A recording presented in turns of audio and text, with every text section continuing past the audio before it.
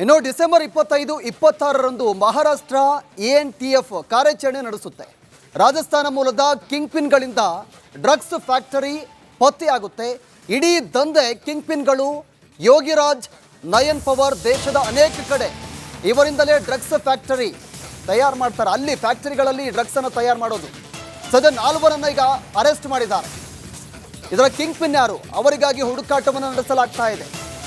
ಇಡೀ ದಂಧೆಯ ಕಿಂಗ್ ಪಿನ್ಗಳು ಯಾರು, ಮಹಾರಾಷ್ಟ್ರ ಪೊಲೀಸರು ಈಗ ತನಿಖೆ ಮಾಡ್ತಾ ಇದ್ದಾರೆ. ದೇಶದ ಅನೇಕ ಕಡೆ ಈ ರೀತಿಯಾಗಿ ಫ್ಯಾಕ್ಟರಿಗಳನ್ನು ಆರಂಭ ಮಾಡಿ ಅಲ್ಲಿ ಡ್ರಗ್ಸ್ ಅನ್ನು ತಯಾರು ಮಾಡೋದು. ಮಹಾರಾಷ್ಟ್ರ ಪೊಲೀಸರು ವಿಶೇಷವಾಗಿ ಕಾರ್ಯಾಚರಣೆಯನ್ನು ನಡೆಸಿದ್ದಾರೆ. ಈ ಕಿಂಗ್ ಪಿನ್ಗಳು ಯಾರು ಅನ್ನೋದ್ರ ಬಗ್ಗೆ ತನಿಖೆಯನ್ನು ಕೂಡ ಮಾಡ್ತಾ ಇದ್ದಾರೆ. ಈಗಾಗಲೇ 4 ಜನರನ್ನು ಅರೆಸ್ಟ್ ಮಾಡಿದ್ದಾರೆ.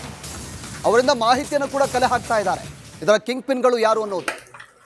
ಈ ಆರೋಪಿಗಳನ್ನು ಅರೆಸ್ಟ್ ಮಾಡಿದಾಗ ಗೊತ್ತಾಗುತ್ತೆ, ಈ ಕರ್ನಾಟಕದಲ್ಲೂ ಕೂಡ 3 ಫ್ಯಾಕ್ಟರಿಗಳು ಇದೆ.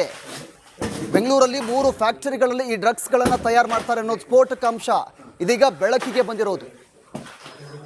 ಈಗ ಆ ಫ್ಯಾಕ್ಟರಿಗಳನ್ನು ಈಗ ಸೀಸ್ ಮಾಡಿದ್ದಾರೆ. 55 ಕೋಟಿ ಮೌಲ್ಯದ ಡ್ರಗ್ಸನ್ನು ಈಗ ಜಪ್ತಿ ಮಾಡಿರೋದು.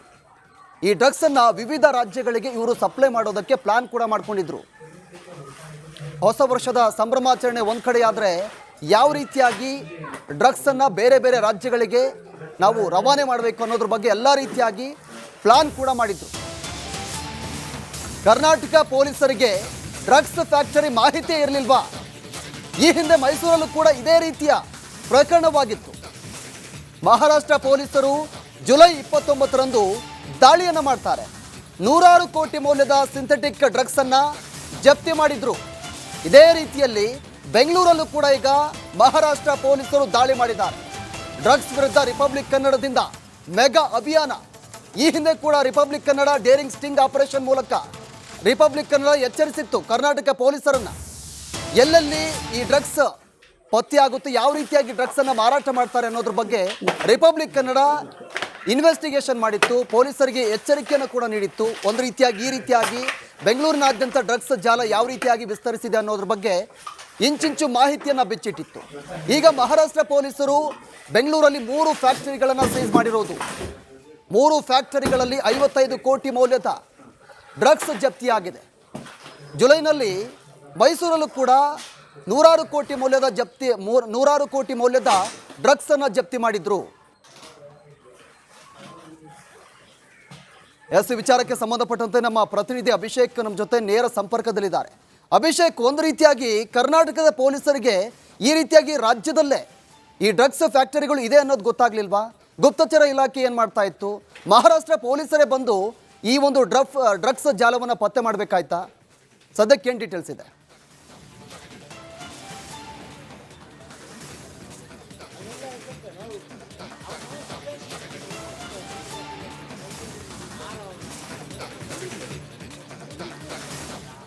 ಎಸ್, ಬೆಂಗಳೂರನ್ನ ಏನ್ ಮಾಡೋದು ಹೊರಟಿದ್ದಾರೆ ಅನ್ನುವಂತಹ ಪ್ರಶ್ನೆ ಕೂಡ ಎದುರಾಗ್ತಾ ಇದೆ. ಈಗ ಮಹಾರಾಷ್ಟ್ರದಲ್ಲ ಆಂಟಿ ನಾರ್ಕೋಟಿಕ್ ವಿಂಗ್ ಏನಿದೆ ಅದು ಬಂದು ಅಲ್ಲಿ ಒಂದಷ್ಟು ಜನರನ್ನ ಅರೆಸ್ಟ್ ಅನ್ನು ಮಾಡ್ತಾರೆ. ಆ ಅರೆಸ್ಟ್ ಆದಂತಹ ಪೈಕಿ ಒಂದು ಎನ್ಕ್ವೈರಿ ಮಾಡಿದಂತಹ ಸಂದರ್ಭದಲ್ಲಿ ಬೆಂಗಳೂರಿನಲ್ಲಿಯೂ ಕೂಡ ನಮಗೆ 3 ಫ್ಯಾಕ್ಟರಿ ಇದೆ ಅನ್ನುವಂತಹ ಒಂದು ವಿಚಾರಗಳು ಕೂಡ ಅಲ್ಲಿ ಸಿಕ್ಕಿಬಿದ್ದಂತಹ ಯೋಗಿರಾಜ್ ಮತ್ತೆ ಇನ್ನಿತರ ವ್ಯಕ್ತಿಗಳೇನಿದ್ದಾರೆ ಅವರು ಬಾಯಿ ಬಿಡ್ತಾರೆ.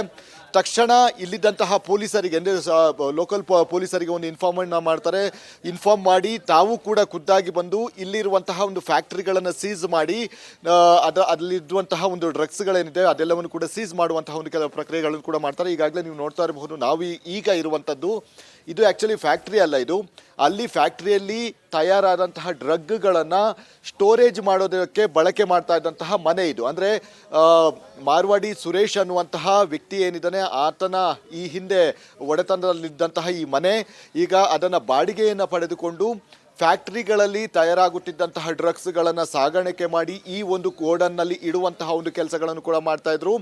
ತಕ್ಷಣ ಈಗಾಗಲೇ ಏನು ಎನ್ಕ್ವೈರಿ ವೇಳೆ ಸಾಕಷ್ಟು ವಿಚಾರಗಳನ್ನು ಬಾಯ್ಬಿಟ್ಟಂತಹ ಹಿನ್ನೆಲೆಯಲ್ಲಿ ಇಲ್ಲಿಗೂ ಕೂಡ ದಾಳಿ ಮಾಡಿದಂತಹ ಸಂದರ್ಭದಲ್ಲಿ ಬರೋಬ್ಬರಿ 55 ಕೋಟಿಗೂ ಹೆಚ್ಚು ಸಿಂಥೆಟಿಕ್ ಡ್ರಗ್ಗಳನ್ನು ವಶಕ್ಕೆ ಪಡೆದುಕೊಳ್ಳುವಂತಹ ಕೆಲಸಗಳನ್ನು ಕೂಡ ಮಾಡಿದ್ದಾರೆ. ಈಗಾಗಲೇ ನೋಡ್ತಾ ಇರಬಹುದು ಈ ಒಂದು ಮನೆ ಏನಿದೆ ನಗರದ ಸಂಪೂರ್ಣವಾಗಿ ಹೊರವಲಯದಲ್ಲಿದೆ. ಅಂದರೆ ಒಂದು ಗ್ರಾಮದ ಒಳಗಡೆ ಇರುವಂಥದ್ದು. ಇಲ್ಲಿದ್ದಂತಹ ಸ್ಥಳೀಯರಿಗೂ ಕೂಡ ಇಲ್ಲಿ ಏನು ಆಗ್ತಾ ಇದೆ ಅನ್ನುವಂತಹ ವಿಚಾರಗಳು ಕೂಡ ಗೊತ್ತಿಲ್ಲ. ಹೀಗಾಗಿ ಈ ಅಷ್ಟರ ಮಟ್ಟಿಗೆ ಒಂದು ಗೌಪ್ಯತೆಯನ್ನು ಕಾಪಾಡಿಕೊಂಡಿರುವಂಥದ್ದು. ಹೀಗಾಗಿ ನೀವು ನೋಡ್ತಾ ಇರಬಹುದು ದೃಶ್ಯಗಳಲ್ಲಿ ಯಾವ ರೀತಿ ಮನೆಗಳನ್ನು ಸೀಸ್ ಮಾಡಿದ್ದಾರೆ ಅಂತ ಹೇಳಿ. ಅಂದರೆ ಆಂಟಿ ನಾರ್ಕೋಟಿಕ್ ವಿಂಗ್ ಏನಿದೆ ಬಂದು ಇಲ್ಲಿದ್ದಂತಹ ವಸ್ತುಗಳನ್ನೆಲ್ಲವನ್ನು ಕೂಡ ವಶಕ್ಕೆ ಪಡೆದು ಒಂದು ಸೀಸ್ ಮಾಡುವಂತಹ ಒಂದು ಪ್ರಕ್ರಿಯೆಗಳನ್ನು ಕೂಡ ಮಾಡಿದ್ದಾರೆ.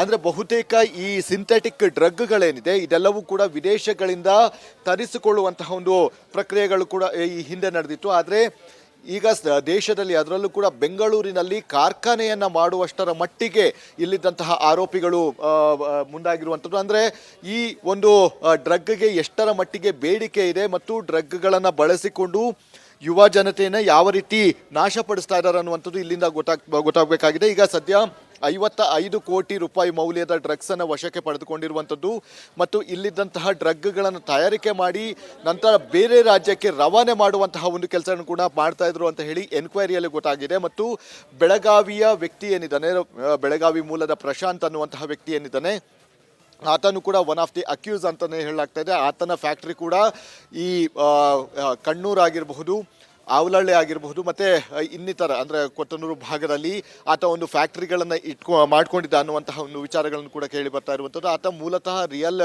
ಎಸ್ಟೇಟ್ ಉದ್ಯಮಿ ಆಗಿರ್ತಾನೆ. ನಂತರ ಇಲ್ಲಿ ಬರುವಂತಹ ಏನಿದೆ ಡ್ರಗ್ಗಳ ಅಮೌಂಟ್ ಏನಿದೆ ಆ ರಿಯಲ್ ಎಸ್ಟೇಟ್ಗೆ ಬಳಕೆಯನ್ನು ಮಾಡ್ತಾ ಇದ್ದ ಅನ್ನುವಂಥದ್ದು ಕೂಡ ಇಲ್ಲಿ ತಿಳಿದು ಬರ್ತಾ ಇರುವಂಥದ್ದು. ಇಷ್ಟು ಜನ ಏನಿದ್ದಾರೆ ಎಲ್ಲರೂ ಕೂಡ ರಾಜಸ್ಥಾನದಲ್ಲಿ ಮೂಲದವರು ಆಗಿರುವಂಥದ್ದು. ಮಹಾರಾಷ್ಟ್ರದಲ್ಲಿ ಸಿಕ್ಕಿಬಿದ್ದ ಬಳಿಕ ಇಂತಹ ಒಂದು ಬೃಹತ್ತಾದಂತಹ ಡ್ರಗ್ ಜಾಲ ಅನ್ನೋದಕ್ಕಿಂತ ಡ್ರಗ್ ಫ್ಯಾಕ್ಟ್ರಿಗಳನ್ನು ಸೀಸ್ ಮಾಡುವಂತಹ ಮಟ್ಟಿಗೆ ಅಂದರೆ ನಡೆಸ್ತಾ ಇರುವಂಥದ್ದು ವಿಚಾರಗಳು ಗೊತ್ತಾಗಿರುವಂಥದ್ದು. ಹೀಗಾಗಿ ಸದ್ಯ ಈ ಒಂದು ಪ್ರಕರಣಕ್ಕೆ ಸಂಬಂಧಿಸಿದಂತೆ ಮಹಾರಾಷ್ಟ್ರ ಆಂಟಿ ನಾರ್ಕೋಟಿಕ್ ವಿಂಗ್ ಏನಿದೆ ಅದು ಮತ್ತೆ ಬೆಂಗಳೂರಿನ ಲೋಕಲ್ ಪೊಲೀಸರು ಏನಿದ್ದಾರೆ ಇಬ್ಬರು ಕೂಡ ತನಿಖೆಯನ್ನು ನಡೆಸ್ತಾರೆ. ಇಲ್ಲಿದ್ದಂತಹ ಒಂದಷ್ಟು ವಿಚಾರಗಳನ್ನು ಅಂದರೆ ಇಲ್ಲಿ ಯಾವ ಕಡೆಯಿಂದ ಲಿಂಕ್ಗಳಿದೆ, ಇದರ ಹಿಂದೆ ಯಾರ್ಯಾರು ಇನ್ನೂ ಕೂಡ ಯಾರ್ಯಾರು ಇದ್ದಾರೆ ಅನ್ನುವಂತಹ ವಿಚಾರಗಳನ್ನು ಇಲ್ಲಿದ್ದಂತಹ ಲೋಕಲ್ ಪೊಲೀಸರು ಒಂದಷ್ಟು ತನಿಖೆಯನ್ನು ನಡೆಸುವಂತಹ ಒಂದು ಕೆಲಸಗಳನ್ನು ಕೂಡ ಮಾಡ್ತಾ ಇರುವಂಥದ್ದು. ಹೀಗಾಗಿ ಸದ್ಯ ನಗರದ ಮಧ್ಯಭಾಗದಲ್ಲಿ ಇದ್ದಂತಹ ಸಂದರ್ಭದಲ್ಲಿ ಸಹಜವಾಗಿಯೇ ಗೊತ್ತಾಗುತ್ತೆ ಜನರಿಗೂ ಕೂಡ, ಅಂದರೆ ಪೊಲೀಸರು ಕೂಡ ಬೀಟ್ ಹೆಚ್ಚಿರುತ್ತೆ ಅನ್ನುವಂತಹ ಒಂದು ಕಾರಣದಿಂದಾಗಿ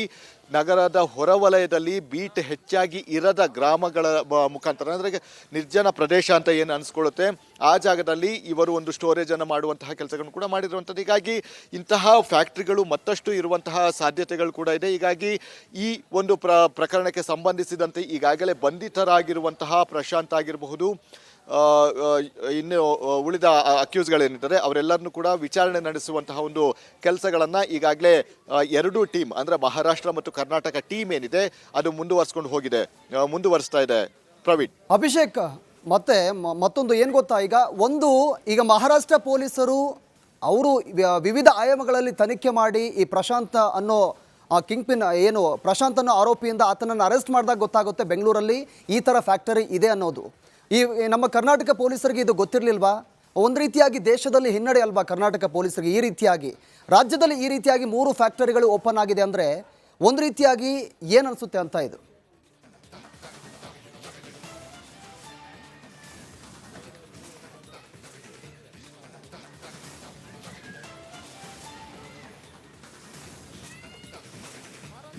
ಎಸ್, ಈಗಾಗಲೇ ಏನು ಕರ್ನಾಟಕ ಪೊಲೀಸರು ಕೂಡ ಸಾಕಷ್ಟು ಶ್ರಮವನ್ನು ವಹಿಸ್ತಾ ಇದ್ದಾರೆ. ಒಂದು ರೀತಿಯಾಗಿ ಅವರಿಗೆ ಹಿನ್ನಡೆ ಅಂತಾನೆ ಹೇಳ್ಬೋದಾಗಿದೆ.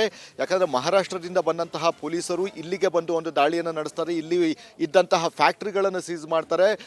ಅಷ್ಟು ಒಂದು ಜಾಲ ಏನಿದೆ ಅದನ್ನು ಬಯಲಿಗೆಳುವಂತಹ ಕೆಲಸಗಳನ್ನು ಕೂಡ ಮಹಾರಾಷ್ಟ್ರ ಪೊಲೀಸರು ಮಾಡ್ತಾರೆ. ಆದರೆ ಅಲ್ಲಿ ಸಿಕ್ಕಿದ್ದಂತಹ ವ್ಯಕ್ತಿ ಯಾರು ಸಿಕ್ಕಿದ್ದಾನೆ ಅಂದರೆ ಆರೋಪಿ ಯಾರಿದ್ದಾನೆ ಆತನ ಮಾಹಿತಿಯ ಮೇರೆಗೆ ಅಷ್ಟೇ ಗೊತ್ತಾಗಿರುವಂಥದ್ದು. ಅಂದರೆ ಇಂತಹ ಕಡೆ ಒಂದು ಫ್ಯಾಕ್ಟ್ರಿಗಳಿದೆ, ಇಲ್ಲಿ ನಾವು ಡ್ರಗ್ಗನ್ನು ಪ್ರೊಡಕ್ಷನ್ ಮಾಡ್ತೀವಿ, ನಂತರ ಅದನ್ನು ಬೇರೆ ಕಡೆ ಸಪ್ಲೈ ಮಾಡ್ತೀವಿ ಅನ್ನುವಂತಹ ವಿಚಾರಗಳನ್ನು ಅಲ್ಲಿ ಬಾಯಿಬಿಟ್ಟಿರುವಂತಹ ಒಂದು ಕಾರಣದಿಂದಾಗಿ ಮಹಾರಾಷ್ಟ್ರ ಪೊಲೀಸರು ನಗರದ ಬಂದು ಒಂದು ರೈಡನ್ನು ಮಾಡುವಂತಹ ಕೆಲಸಗಳನ್ನು ಕೂಡ ಮಾಡ್ತಾರೆ. ಹೀಗಾಗಿ ಈ ರೀತಿಯಾದಂತಹ ಒಂದು ಬೃಹತ್ ಡ್ರಗ್ ಜಾಲಗಳೇನಿದೆ ಆ ಜಾಲವನ್ನು ಸದ್ಯದ ಮಟ್ಟಿಗೆ ಅಷ್ಟೇ ಅವರು ಇದನ್ನು ಬಯಲಿಗೆಳೆದಿರುವಂಥದ್ದು. ಇಂತಹ ಫ್ಯಾಕ್ಟ್ರಿಗಳು ಅನೇಕ ಇರುವಂತಹ ಸಾಧ್ಯತೆಗಳು ಕೂಡ ತಳ್ಳಿ ಹಾಕುವಂತಿಲ್ಲ. ಯಾಕಂದರೆ ನಗರದ ಹೊರವಲಯಗಳು ಅಕ್ರಮ ಚಟುವಟಿಕೆಗಳ ಒಂದು ತಾಣವಾಗಿ ಈಗ ಪರಿವರ್ತನೆ ಆಗ್ತಾ ಇರುವಂಥದ್ದು ದುರಂತ ಅಂತಾನೆ ಹೇಳ್ಬೋದಾಗಿದೆ. ಯಾಕಂದ್ರೆ ಈ ಹಿಂದೆಯೂ ಕೂಡ ಕುಕ್ಕರ್ನಲ್ಲಿ ಡ್ರಗ್ಗನ್ನು, ಸಿಂಥೆಟಿಕ್ ಡ್ರಗ್ ಏನಿದೆ ಅದನ್ನು ತಯಾರು ಮಾಡುವಂತಹ ಪ್ರಕ್ರಿಯೆಗಳನ್ನು ಮಾಡ್ತಾ ಇದ್ರು. ಅದು ಕೂಡ ನಗರದ ಹೊರವಲಯದಲ್ಲಿ, ಇದು ಕೂಡ ನಗರದ ಹೊರವಲಯದಲ್ಲೇ ಕೃತ್ಯವನ್ನ ಎಸಗ್ತಾ ಇರುವಂಥದ್ದು ಈಗ ಪತ್ತೆಯಾಗಿದೆ. ಓಕೆ, ಥ್ಯಾಂಕ್ ಯು ಅಭಿಷೇಕ್ ತಮ್ಮೆಲ್ಲ ಮಾಹಿತಿಗೆ.